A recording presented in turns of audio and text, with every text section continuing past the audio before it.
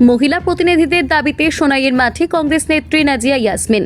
বিধানসভায় বরাকের প্রথম মুসলিম নারী ইতিহাস করার প্রত্যাশা।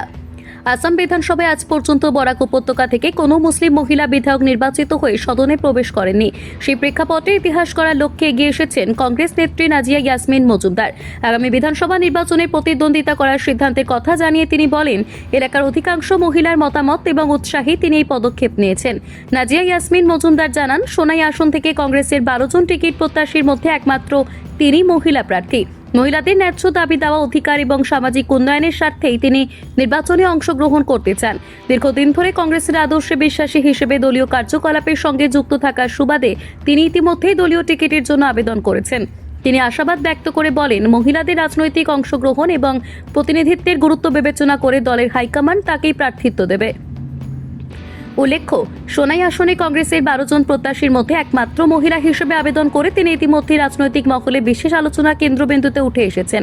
উচ্চশিক্ষিতা এই নেত্রী বর্তমানে সোনাই জুড়ে নিবিড় জনসংযোগ চালিয়ে যাচ্ছেন।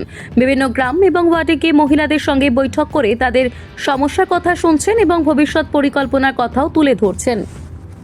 আমি সোনাই অঞ্চল অনেক মেয়েরার লগে মানে অনেক মিটিং করছি, অনেক এনজিও, সেলফ হেল্প গ্রুপ, অনেকদিন থেকে I am connected with various organisation Sonai.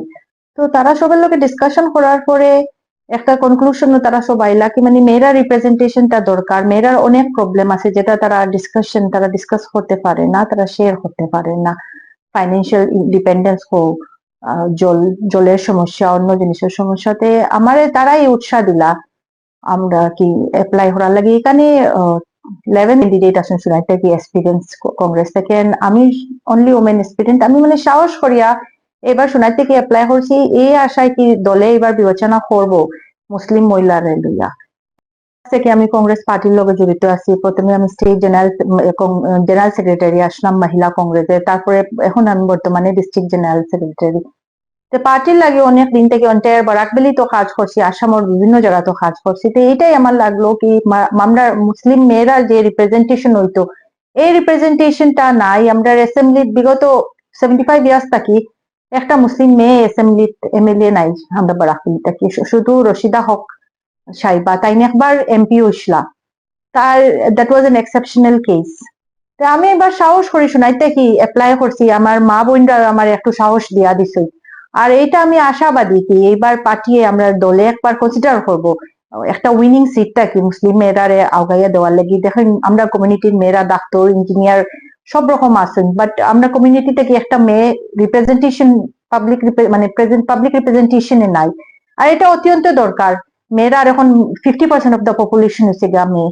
আর একটা মেয়ে যদি আপনার সাথে থাকে এন্টায়ার ফ্যামিলির বুটটা আপনি লইয়া পাইলা। আর এটা যে উমেন লইয়া যে চলে অল ওভার ইন্ডিয়া আপনি দেখবা এখন উমেন রাজনীতি, উমেন ইন পলিটিক্স এটার একটা গুরুত্ব দেওয়া। আর যেহেতু আমরা এখানে আমরা মেইন স্ক্রিনিং কমিটির চেয়ারপারসন, তাই নয় একজন মহিলা প্রিয়াঙ্কা গান্ধী।